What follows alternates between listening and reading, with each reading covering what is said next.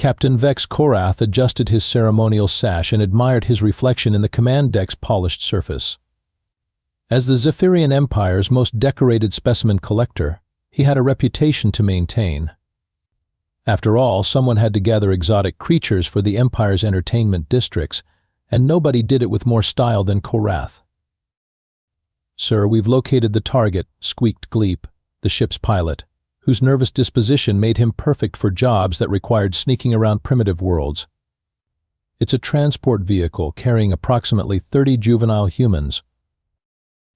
"Excellent," Korath purred, stroking his chin with one of his 4 hands. "Dr. Mumblex, prepare the containment pods. These Earth creatures should fetch a decent price at the Centauri pet markets." Dr. Mumblex, who had 6 degrees in xenobiology and the social awareness of a space rock, practically vibrated with excitement. "Oh, wonderful. I've been dying to study human behavioral patterns. Did you know they're one of the few species that actually gets more dangerous when cornered?" "Nonsense," Korath waved dismissively.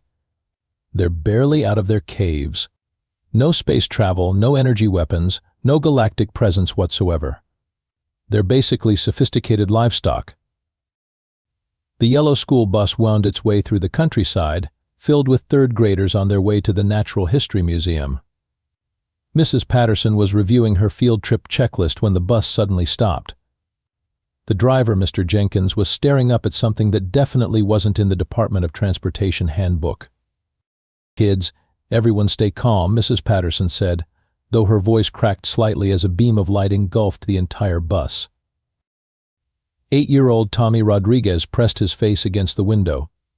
"Cool. Are we being abducted by aliens?"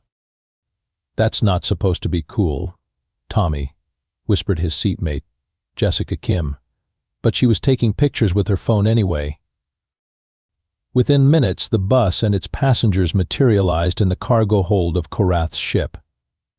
The captain expected crying, screaming, maybe some primitive religious chanting.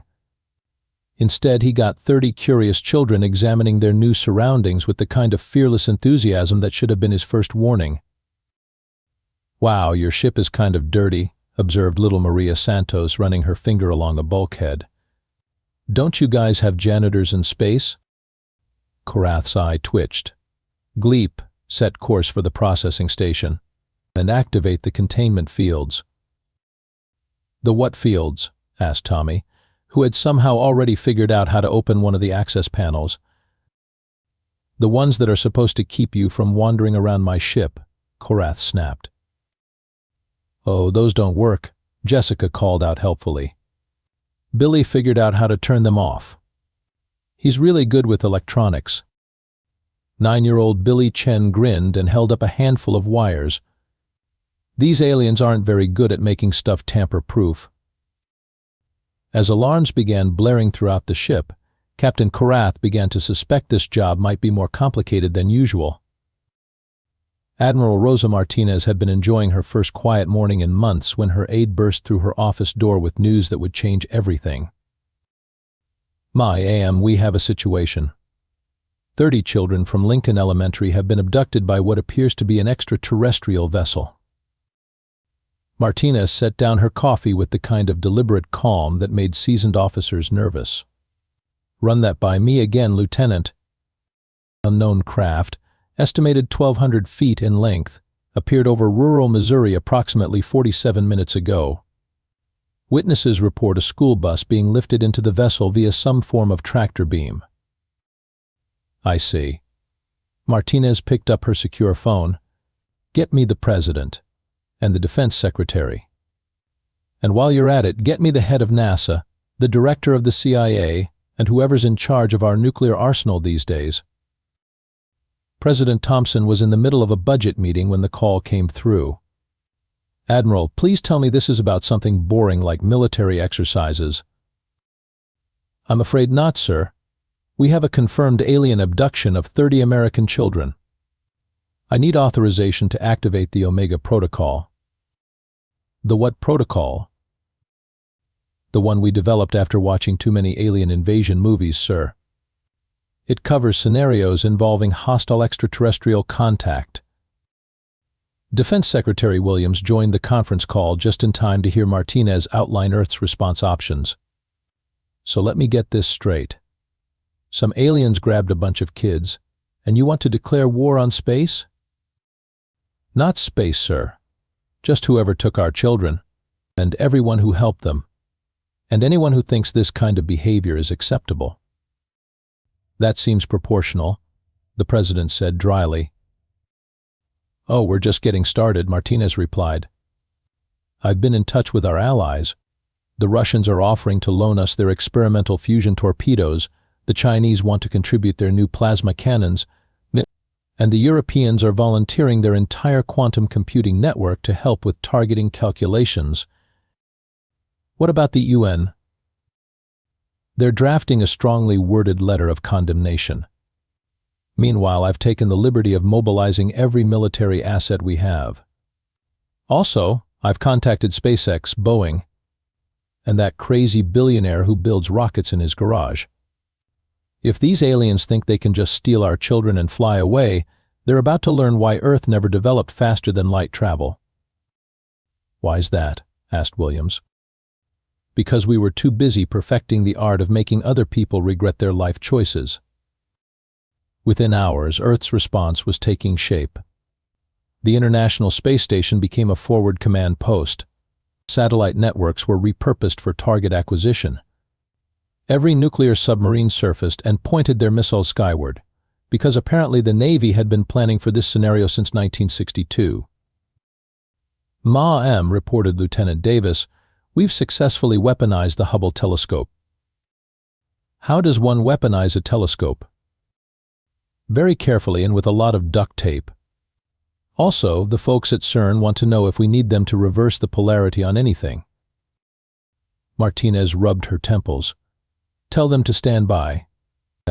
And get me a line to the Vatican. If we're going to war with aliens, I want to make sure we're not violating any cosmic commandments. The Pope says, and I quote, "Go get our kids back and may God have mercy on their souls, because we won't." I like this Pope, Martinez said. Now, someone find me a way to track that ship. And get me an estimate on how long it'll take to build a fleet capable of interstellar warfare. About the fleet, Ma-M. How many ships were you thinking? All of them, Lieutenant. We're going to build all of them. Ambassador Flerbel of the Galactic Council had been having a perfectly normal day until his communication array exploded with emergency signals from every monitoring station in Mian. The Sol system. The four-armed, blue-skinned diplomat prided himself on his ability to handle crises. But this was testing even his considerable patience. What do you mean Earth is mobilizing for war?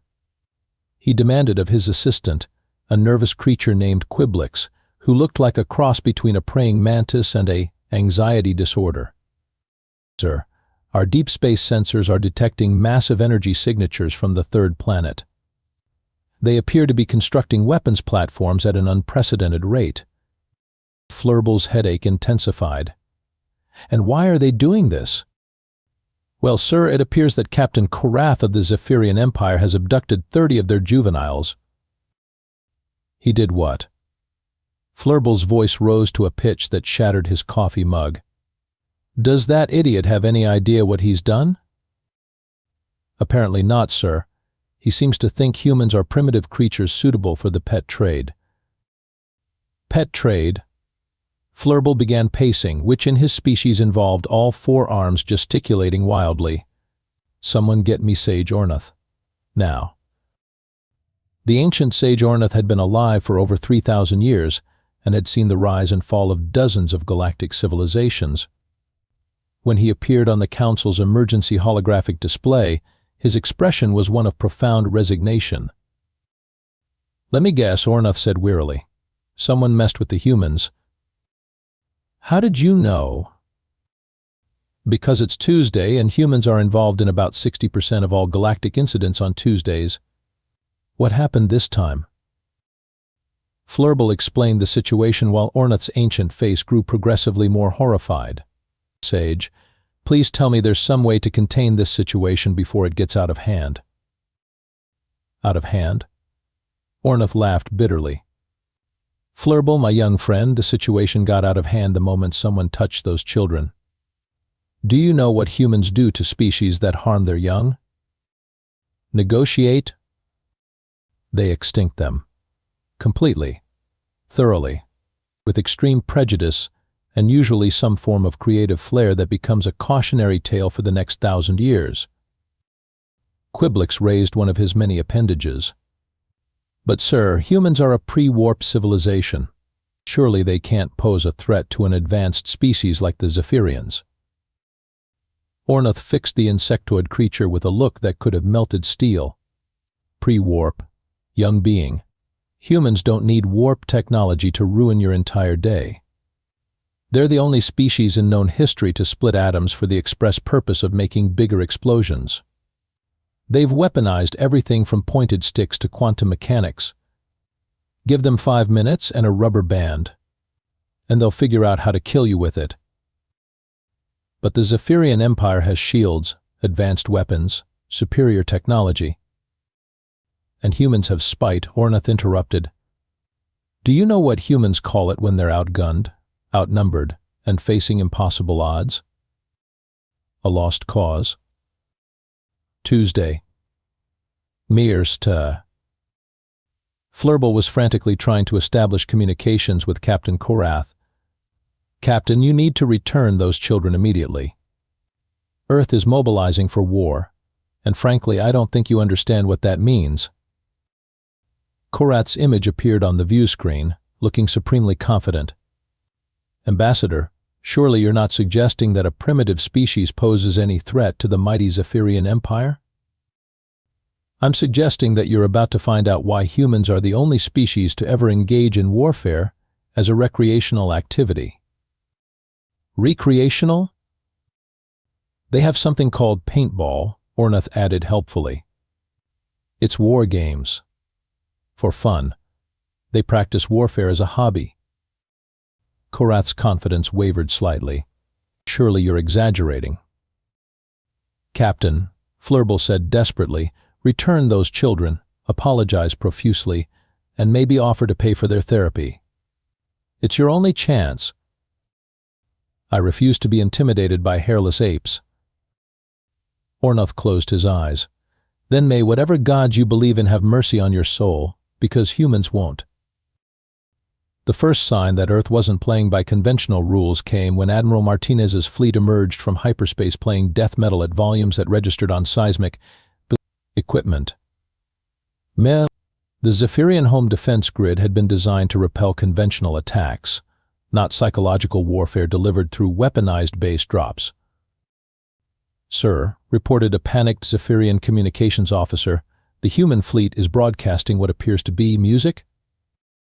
Fleet Commander Zarthak, Korath's superior, examined the tactical display with growing confusion.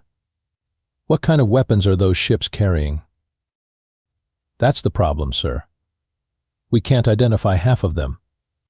This one appears to be a modified asteroid mining platform. This one looks like it used to be a garbage scow. And this one, we think it might be a converted shopping mall. A shopping mall? With very large guns attached to it, sir. Admiral Martinez stood on the bridge of her flagship, the rechristened USS Absolutely Not, watching the alien fleet scramble to respond to humanity's arrival. Lieutenant, what's our status? All ships report ready, Ma-am. The Australians are particularly excited about field testing their new boomerang torpedoes. Boomerang torpedoes? They come back if they miss. The Aussies thought it was hilarious. Martinez keyed her fleet communications. All ships, this is Admiral Martinez. Remember, we're not here to conquer. We're here to make a point. And that point is, you don't mess with our kids. The battle that followed would be studied in military academies for generations, mostly because it violated every known principle of space warfare. The humans opened with a barrage of modified construction equipment, including orbital jackhammers and weaponized concrete mixers. The Zephyrians responded with their most advanced energy weapons, which bounced harmlessly off hulls that appeared to be made of random materials welded together with aggressive enthusiasm. "Sir," reported the Zephyrian tactical officer, "our weapons are having no effect." "What kind of armor are they using?" "According to our scans, it appears to be recycled car parts, industrial waste, and something called rebar." "That's impossible. Those materials shouldn't be able to withstand our plasma cannons." "Tell that to the shopping mall that just launched a salvo of what appears to be weaponized appliances." The humans' next move was even more unorthodox. Instead of engaging in traditional ship-to-ship combat, they deployed what they called surprise mechanics. These included gravity mines that made enemy ships suddenly weigh 17 times more than they should, holographic projectors that made the human fleet appear to be a massive swarm of angry space bees, and a particularly creative weapon that caused all the Zephyrian ship's internal systems to play elevator music at maximum volume. "Admiral," called out Lieutenant Chen from the weapons station, "the British are requesting permission to deploy their secret weapon." "Which is?" "It's a strongly worded letter. But they've attached it to a kinetic penetrator traveling at 0.97 light speed."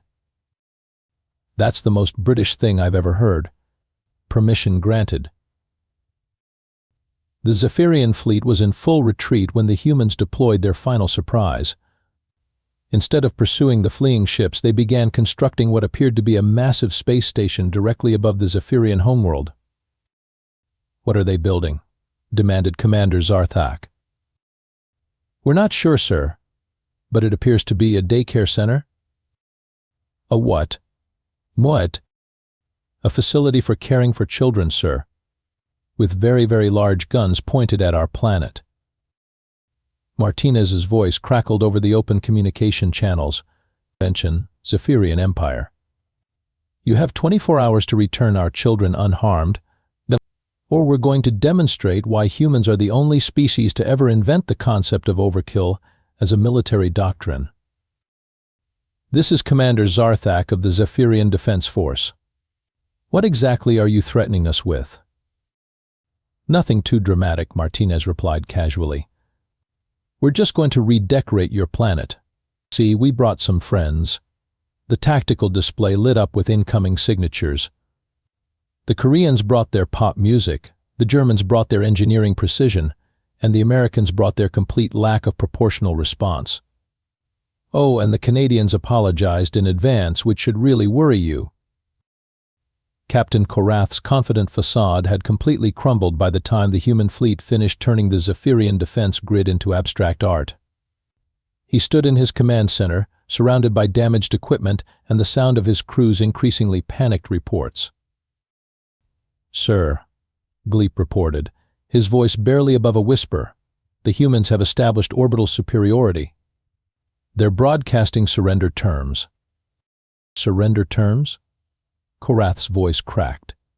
"We don't surrender to primitives." "Perhaps you should read the terms first, sir," Dr. Mumblek suggested, looking decidedly less enthusiastic about studying human behavior than he had been a few days ago. Korath activated the communication array, expecting typical diplomatic language. Instead, he got Admiral Martinez's voice, cheerful and conversational. "Good morning, Captain Korath. I trust you've had time to reconsider your life choices? You cannot threaten the Zephyrian Empire. We are a proud and ancient civilization." Martinez corrected. Past tense.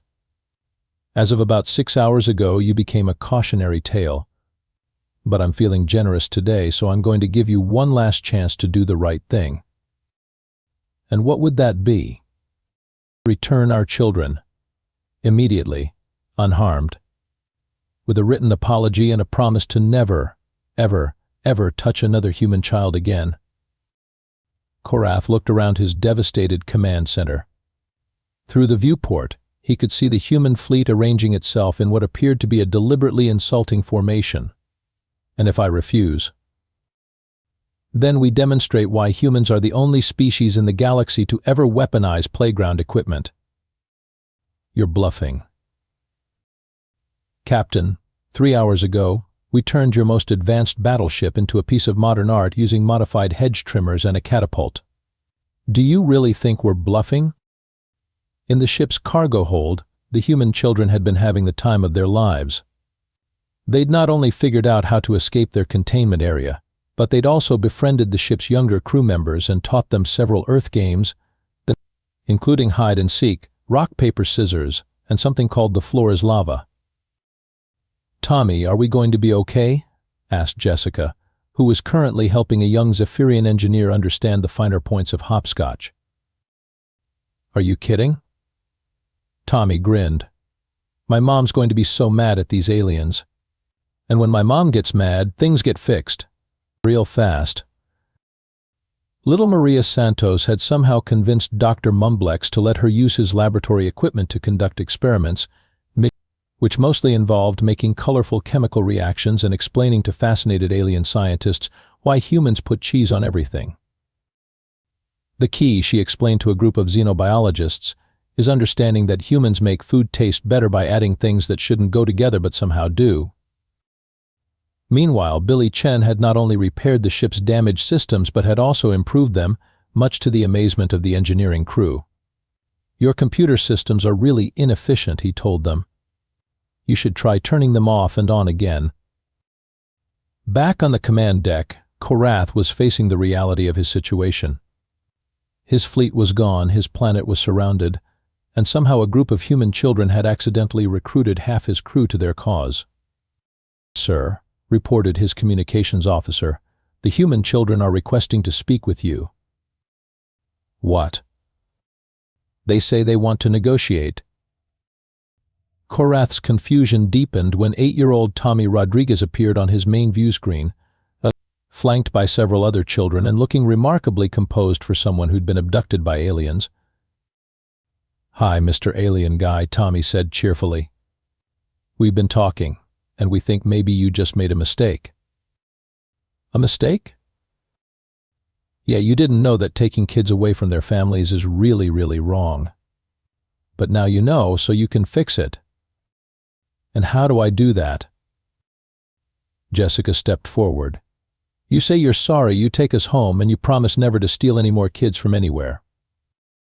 "It's not stealing," Korath protested weakly. "It's specimen collection." "That's a fancy way of saying stealing," Maria pointed out. "And stealing is wrong." Billy held up a tablet showing footage of the human fleet's arrival. "Also, our grown-ups are really upset. You should probably apologize to them too." Looking at the earnest faces of the children he'd abducted, then at the tactical display showing the overwhelming force surrounding his homeworld, Captain Korath made the only decision that might save his species from extinction. "Children," he said quietly, "I believe it's time to take you home." The surrender ceremony was held aboard the USS Absolutely Not, with representatives from dozens of species in attendance. Captain Korath stood before Admiral Martinez, looking like he'd aged several decades in the span of a week. Captain Martinez said formally, "Do you understand the terms of this agreement?" "Yes, Admiral." "Complete and unconditional surrender of all Zephyrian military assets, formal apology to Earth and the abducted children, and acceptance of human oversight of all Zephyrian operations involving other species." "And do you understand why these terms are necessary?"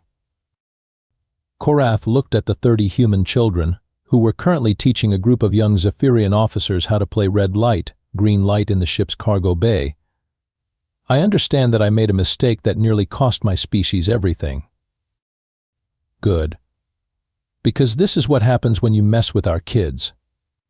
Martinez gestured to the tactical display showing the human fleet, which had grown to include ships from every major Earth nation and several minor ones. "We're not usually this reasonable." President Thompson, attending via hologram from Earth, addressed the assembled delegates. "Let me be clear about something.